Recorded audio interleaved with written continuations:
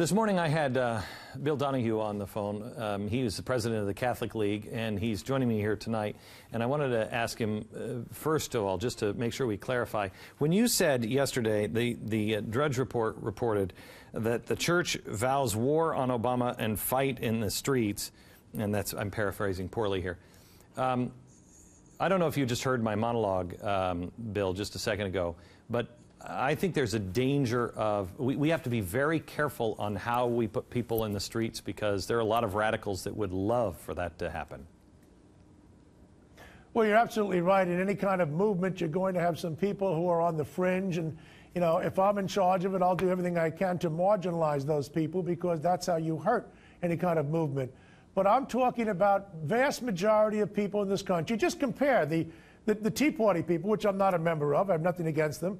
But compare the Tea Party people to the Occupy thugs that we see. By the way, here about a week ago, the Occupy thugs in Rhode Island were throwing condoms at Catholic schoolgirls. That was the way they acted.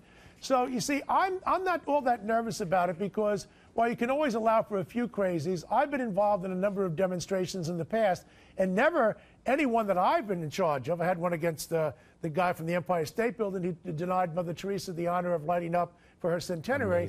I had 3,500 people in the streets, and not a single arrest or any untoward act. I think it's a risk, but I think we'll win. I'm not concerned about, look, I mean, it's the Tea Party people. I mean, we're the same people here. They're people of faith, and generally speaking, they're people that go to church and work hard.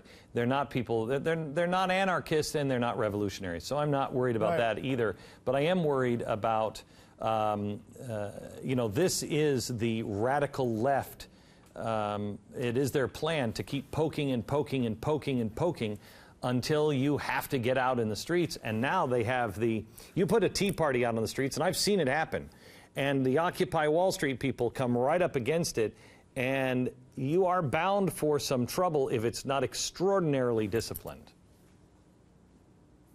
Well, I think that's right, and there's a certain risk in that. I don't want to play into their hands. On the other hand, I'm not going to sit back and be passive. The problem with Catholics in general, I can't speak about other groups, but Catholics in general have been too passive. They've been lame, but now they're exercised, and I've never seen a reaction like this in my whole life. Are you concerned at all about the progressive groups inside the Catholic Church? For instance, there's one that's funded by George Soros. Are you concerned at all about how some Catholics, and I used to be a really bad Catholic, take it and they're not listening to the doctrine of the church. They're not listening to the bishop. They're not listening to the priest or the Pope. No. I regard these people as anti-Catholic. I wouldn't even give them the name Catholic. Let me be very specific. We're talking about Catholics United, Catholics in Alliance for the Common Good, Catholics for Choice. These are basically anti-Catholic organizations funded by the likes of George Soros, the Ford Foundation, Warren Buffett, and others who hate the Catholic Church and who hijack the name Catholic and try to promote a pro-abortion organization. And quite frankly, most Catholics have never even heard of these people, but they get some play in the elite media from time to time, although they've been somewhat moot over the last couple of years. They could come back at us, but I regard these people as anti-Catholic. I don't give a damn what name they want to call themselves. All right, so let me look at some other that might be anti-Catholic. You have Kathleen Sebelius, who has really been chastised for some of her positions. I look at her record and say there might be an axe to grind here. Am I wrong? No, you're absolutely right. I mean, just look at her. This is a woman who's wicked. She hates the Catholic Church. 3 successive archbishops have called her in and asked her to explain herself, and to name one instance in her entire professional life where she spoke out against abortion. She has never given one. Arguably, and I'm not making this decision, but within the Catholic Church, when you are that rabid that you raise money for somebody like George the Killer Tiller, the late-term abortionist, arguably she's already excommunicated herself. We have some audio of Sebelius. Go ahead and play the audio. I think what's been going on for the better part of a year is a lot of attempts to confuse and scare Americans. I am absolutely convinced, as is the president and the majority in Congress, that Once people understand that we have new insurance rules once and for all, these are all very positive moves. They'll go into effect gradually over the next couple of years, and I am convinced that once people understand what's in the bill and the fact that a lot of what they've been hearing has never been contemplated, has never been in the bill, that they'll be very enthusiastic about what Congress did last night. You still feel that way, Bill? You think anybody still feels that way?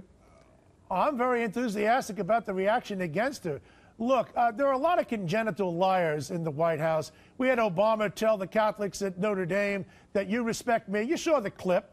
We're going to respect conscience rights of Catholics. Then he told Archbishop Dolan, the head of the Bishops' Conference, that that you're not going to be unhappy with the final result. We've seen him go to Georgetown University and say, I'll speak there. Make sure you put a drape over your crucifixes. We've seen that his advisor, Sean Casey, back in 2008, his religious advisor, says, I am very happy about the death of civil religion in America. We've seen the punishment of the Catholic Church because they won't give us a grant to deal with human trafficking because we are pro-life.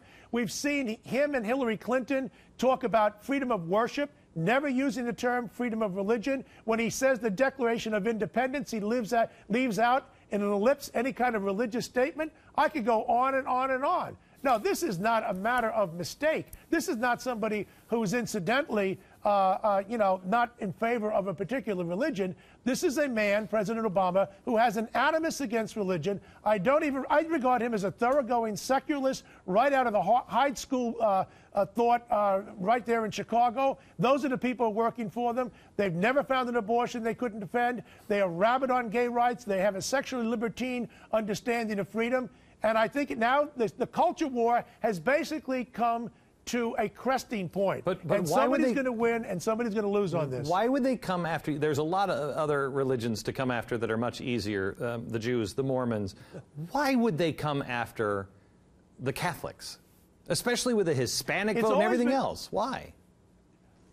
It's always been attractive because, to one extent, we don't have that kind of latitudinal leadership that you see in other denominations. We are hierarchical and we are communal. That's the organizational genius of the Catholic Church. We have a pope and a magisterium, the bishops in communion with the pope. And then at the same time, we have 18,000 parishes in the United States who identify with their local parish and their local bishop. Now, I think that these people are clueless in the White House. I think they don't have enough practicing Catholics who are advising President Obama, because if they did have practicing Catholics, they would say, you know what, you're going down the wrong road on this. Well, I just think they're basically stupid when it comes to anything about religion. You do have a practicing Catholic, if you will, that is now the 25th Chief of Navy Chaplains, Mark Tidd. He's a progressive Catholic.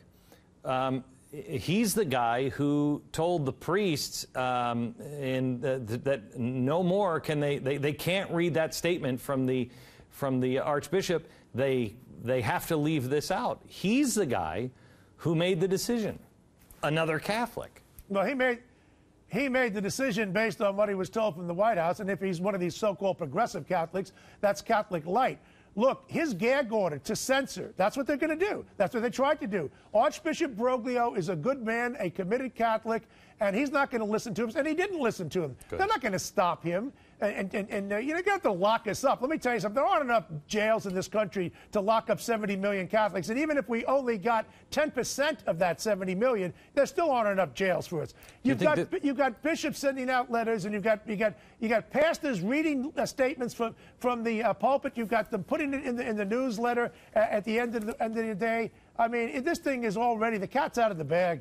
Do you think that this has anything to do with Romney, who is religious, Santorum, who is religious? I mean, I find that question to Rick Santorum at the debate from, what's his name, Stephanopoulos, I find it incredible now in retrospect that a month or so ago he said, how do you feel about birth control, and you're trying to stifle women's rights, and it came so far out of the blue, and everybody said, nobody's even talking about that. How is that even an issue? And now here it is, an issue. I think you put your finger on something very important, and I hope the viewers are listening to this. You're absolutely right. It goes beyond the White House. It's into the media culture. It's into the dominant culture of our society. Rick Santorum is a practicing Catholic. Newt Gingrich has become a Catholic and is now regularly attending church. Mitt Romney is a practicing Mormon, and unlike a lot of Catholics, he's actually practiced his faith a little bit better, quite frankly.